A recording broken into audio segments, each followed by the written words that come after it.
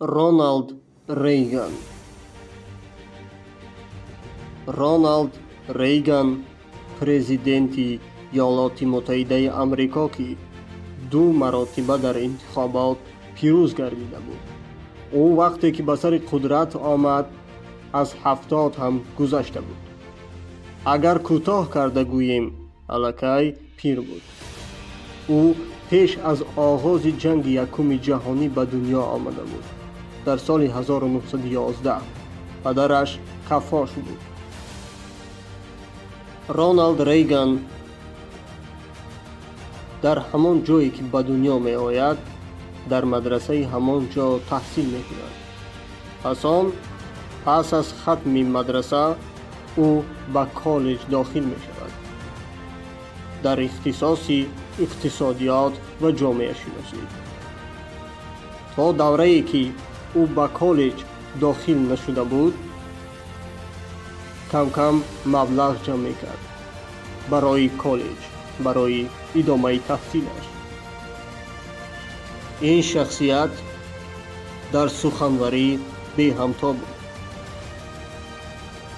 یگانه کاری که آغاز کرد در اول این گزارشگری ورزش طریق رادیو بود. در یک هفته 6 روز آواز او از رادیو شنیده می شد. همین طور او محبوب گردید. رونالد ریگان در یک تابستان از 160 بازی گزارش می دهد. این کاری هزل نبود. او بعد از کاری گزارشگریش در رادیوی ورزش به گالیوود می رود. چند وقت در آنجا فعالیت می کند. او در اینجا بیشتر نقش های حربی بودن را اجرا می کرد. در اینجا هم تماشابین های خود را پیدا کرد. در اول رونالد ریگان طرفداری دموکراتان بود. بعدها فکر او چرخش می خورد و طرفدار جمهوری خواهان می شود. این اندیشه های سیاسی او به حساب می رود. فعالیت های سیاسی رونالد ریگان به همسرش پسند نآمد.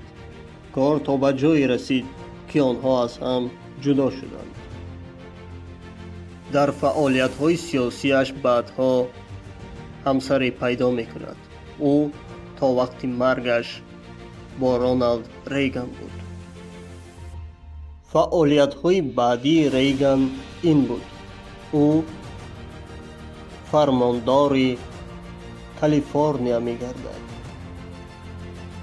وی 10 سال تمام فرماندار اینجا بود.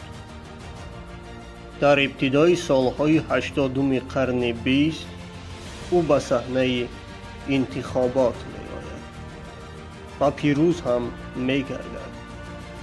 چونکه پیش از پرزیدنتیش او کارنمایی های زیادی کرده بود. همین طور از سال 1982 اقتصاد و تجارت آمریکا رشد می کند. البته در دوره حکمرانی رونالد ریگان. او در سال 1985 برای قوه‌های نظامی 300 میلیارد دلار جدا کرد. در سال 1983 یک رزمایش نظامی هم کردند که این رزمایش اتحاد شوروی را به حیرت آورد. رونالد ریگان با گورباچوف هم در مسئله دیوار برلین گفت و شنیدها داشتند. این سیاست بیرونی او است. همین طور او 2 مرتبه در انتخابات پیروز می‌گردد و در سال 1989 پرزیدنتی او به آخر می‌رسد.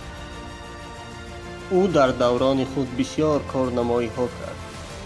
مالیات را کم نمود. اقتصادیات رشد کرد. سرمایه‌داری هم به اوج اعلای خود رسید.